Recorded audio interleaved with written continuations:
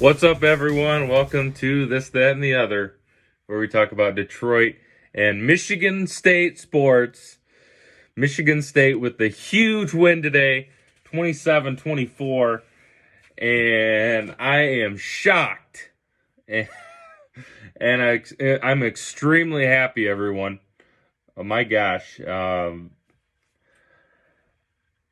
still coming to grips with it, you guys. This game was just incredible. The way that Michigan State played today after just a terrible opener. I guess that the Michigan State did not have a single turnover today. After 7 turnovers against Rutgers, no turnovers today. They played just an amazing football game. and and in a sense they didn't even play that well. But oh my gosh. I thought there was no chance of winning this game today, you guys.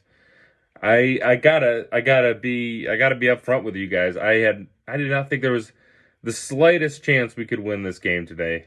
And Mel Tucker, in his very first season, barely any time with his players, and going on the road, that doesn't mean much because, like I said, being on the road doesn't matter that much. But they come away with the victory. I mean, it's basically a neutral site, but I mean, I won't get caught up in that. But even last year, I thought they had a shred of a chance to beat Michigan going into the game. I thought they had just the most outside chance you could have. But today, Michigan State, just a different team. And Mel Tucker, I don't know. I feel like there's got to be. I feel like Mark D'Antonio must have been in his headset. Hang on one second. I got a pop up here. Sorry, you guys. I'm looking at the. I hope I don't get in trouble for that. ESPN. There was a pop up ad or a pop up video they have, and just started playing. But before I get into the game, man, just unreal.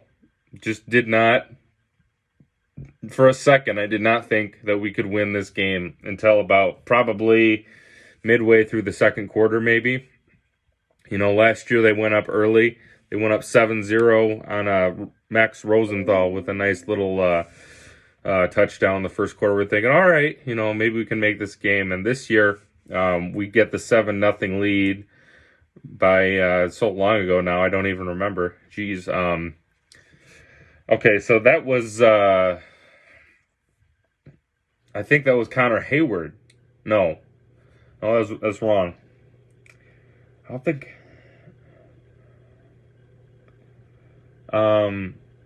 Yeah, I can't remember who the first touchdown was. It might have been Ricky White, actually.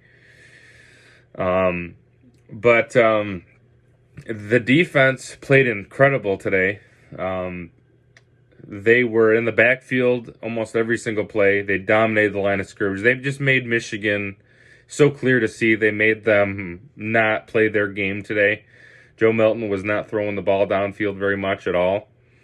On the other side, Rocky Lombardi, you know, he didn't play perfect, but you know what? He didn't have any turnovers.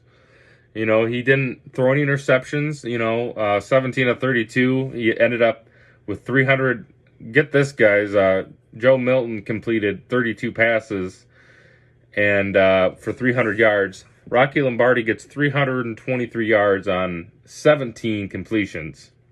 That's incredible. That's just twice the production per pass. You know, that's an incredible statistic if you look at the averages. The running game didn't work that great for either side. Michigan State played outstanding run defense. You know, Michigan State did not run the ball that great, but there was a few times they were able to sneak it up there for a few more yards. And it's an inches game. So, I mean, they got those inches today. And Michigan State, you know, Mel Tucker, still a few mistakes. I believe he made in coaching this game. In the first half, they had several times where they could have really gotten aggressive and tried to get a, 2-score lead in the first half. But there was 2 times. One time he ran the ball on 3rd and long and punted it back, and then the Spartans get the ball back with about 40 seconds to go in the first half. Mel Tucker takes a timeout so that they get some time to do something, and they just end up running the ball. Didn't make much sense to me. The final play sequence didn't make much sense either. Basically, they said Michigan had an extra timeout that they didn't account for. In the broadcast booth, they were wondering why they weren't just kneeling the ball. I kind of think it's BS. I don't know. I mean, I could be wrong, but I mean, they said it was an equipment timeout. I don't know. I don't know if I buy that at all. Joe Milton, no touchdown passes today. No interceptions, nice completion, decent completion percentage in the 60s, probably 64, 63%.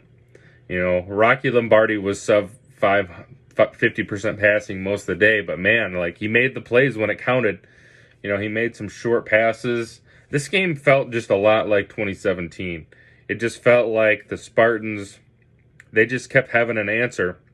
Every time Michigan, you thought, was maybe gaining the momentum, the Spartans stopped the momentum. And they were just able to play a full 60 minutes. And last week I talked about beating themselves. They did not beat themselves today. Michigan State won the penalty battle as well. I was actually surprised to see how many penalties Michigan had. The worst penalty was obviously Shakur Brown after a great play, stands up and taunts the guy. Would have been 3rd down. Instead, I think Michigan ends up getting a touchdown on that drive. So there were still mistakes for the Spartans, but they were relentless today. And they say Jaden Reed didn't catch that ball late in the 4th quarter. Who cares? We won. I'll take it. I don't care by hook or by crook. We won the game today. And I'm not going to apologize for it, and I'm going to take it. Absolutely. You got a COVID year. It doesn't lessen the game for me. It wouldn't have lessened it if we would have lost, because it's still going to go down in the history books. So I'm sorry, guys. I'm all over the place today. I can't keep a thought in my head. Ricky White, holy crap, almost 200 yards receiving. That's exceptional. Jalen Naylor with 2 grabs for 68 yards. Just look at the averages on here. Ricky White with a 25 average per catch, 34 for Jalen Naylor. Jaden Reed finally got a catch late in the game. Big catch, and they said it wasn't a catch. The broadcast was Joe Klatt. He was getting pretty upset. Jaden Reed had a couple of rushes. Jordan Simmons, almost 4 yards a carry today. 14 carries for 55 yards. And Connor Hayward, as his senior year, he's really, he's still Connor Hayward, but man, he helped them today. I believe 2 touchdown receptions today, 15 yards. Endearing to a guy who nearly transferred out of the program and probably won the game for us today for Michigan State. Matt Coughlin had a big field goal miss, but he had a pretty good game. Obviously, they would not have won this game without him. 2 for 3, I believe, on field goals today. I thought the special teams did great, pinning them. Really good coverage on the punt returns for the most part. There was a few that got away from them a little bit, but overall, this is just a team effort. I mean, there was no, with the exception of Ricky White, I would say he was incredible today. They had a good matchup against that Gray for Michigan. I can't remember his first name. I was surprised because I didn't think Michigan State had any advantages at any position going into this game. And even Joel Klatt said that they need to keep attacking, they need to keep attacking the outside. And I agree with them, but you can't go to it play after play after play. Otherwise, those defensive linemen are going to start getting home and getting the sacks, waiting for him to get open.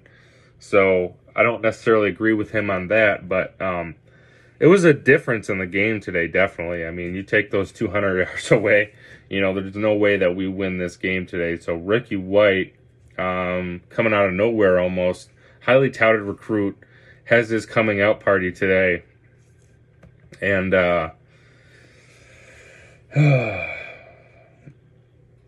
still collecting myself, you guys. Just unbelievable. Turn of events. My world is turned upside down. And I'm in shock. I'll be in shock all weekend, you guys. Mel Tucker in his first year didn't even get a legitimate offseason. Coming back after just a horrible loss to Rutgers. Got those guys fired up to play this game. I mean, granted, I think Michigan State players are always fired up to play Michigan. But they, oh man. I did have some drinks during the game, so those are probably maybe a little bit apparent, but I'm trying to think of anything else I can just add to this. I mean, I have to say the defense, though. I got to give I'll give you guys the grades today. I got to give the offense a B+. Played a great game, no turnovers. They exploited their weakness and ran the ball better than last week. So I think I think I can make that call. Special teams, there wasn't any huge mistakes. Like I said, there was a couple times that they got away from them a little bit on the kick returns, and Matt Coughlin had a missed field goal. I'll give them probably a B-, maybe. Pretty good game from them. And defensively, I'd have to give them an A+. That might be a little generous, but I mean, given the circumstances, holding Joe Milton without a touchdown pass, and Michigan ran the ball today. Hassan Haskins had a very nice game. Joe Milton with his legs, they had yards. I think total Michigan ended up with about 450. 452. Michigan State with 449, something like that. So I did on third down, I think they played I think that was probably their biggest weakness, even though they played adequate on third down. They did get off the field. Michigan State got away with some stuff, but it doesn't matter because all that matters is the final score. Kalen Gervin with that, he had a potential pass interference in the fourth quarter when they held him on third down. And,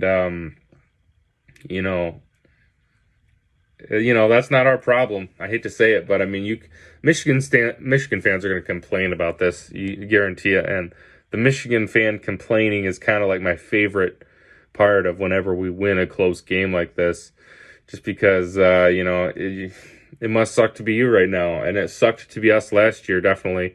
There's so many different variables when it comes to how you're feeling or, how the fans interact with each other. But, I remember thinking there was a lot of trash talk, and I wasn't really getting involved with it.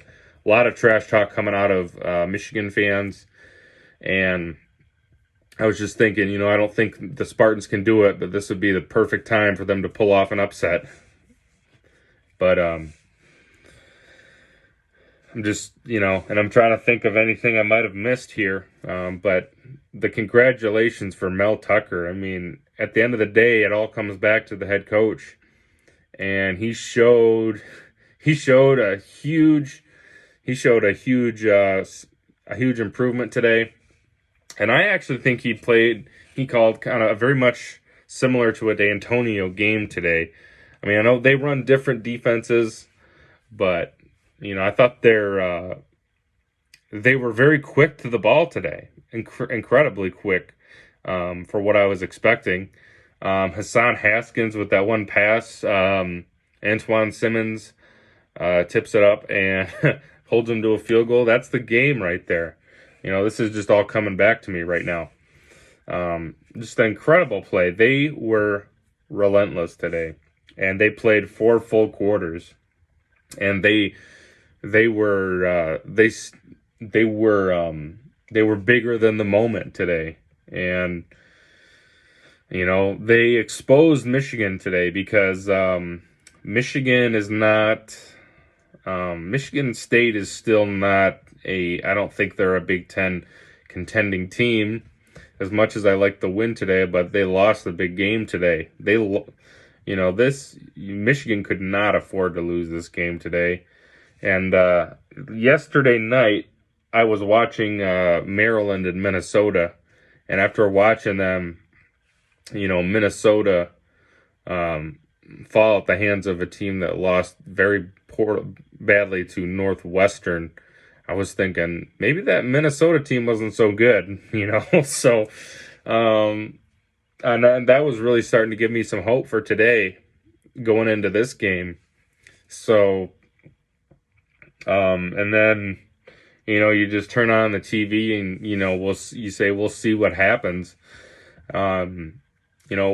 Spartans fans' goals today was to keep the game close. They would have probably been fine with anything, 3 touchdown loss or less.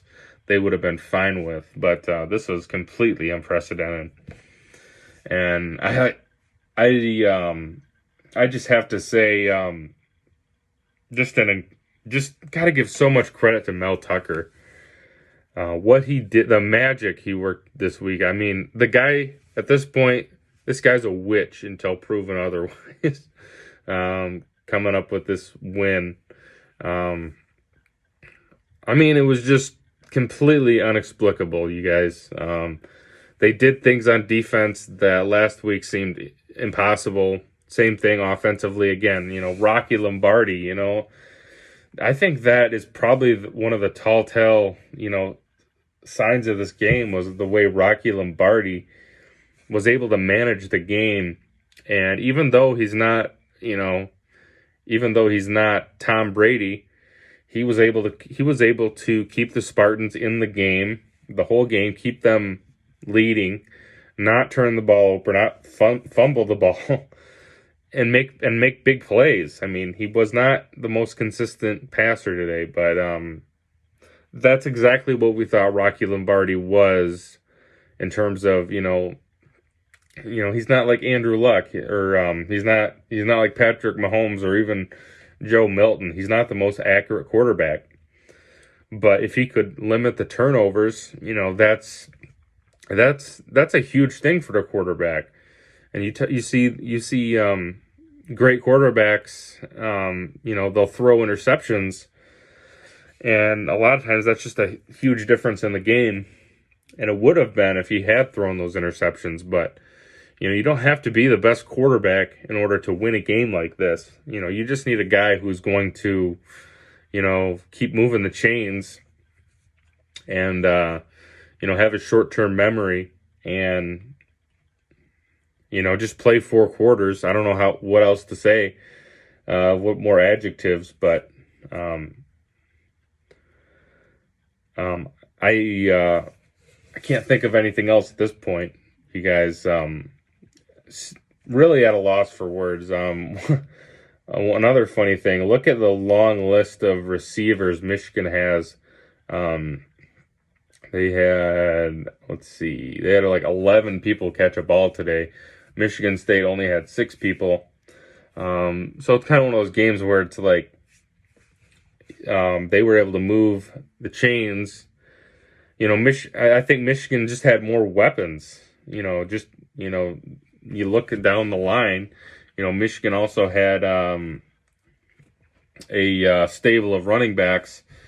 Michigan State, Elijah Collins ran the ball one time. Jalen Naylor had a couple of jet sweeps. Same with Jaden Reed. But other than that, it was Connor Hayward and Jordan Simmons. I think I'm reaching at this point, you guys. But I just got to say, just hats off to Mel Tucker today, you guys. Just they restored hope in the program. This is a huge recruiting victory as well in the state of Michigan to get a victory over your big brother in the first year is a huge momentum builder. And, I don't know how they pulled it off today. I still don't. I mean, we all know these players have the potential to do things like this, but, to turn it around so quickly in the course of a week and put together a game plan that's going to beat a team that has more talent, more horses than you. Just incredible. And they stuck to their game plan, and they did not beat themselves. They were relentless. They were everything that Mel Tucker said that they were going to be. So last week, last week it didn't make sense when they said they weren't going to beat themselves. This week, this is kind of what it looks like to not beat yourselves.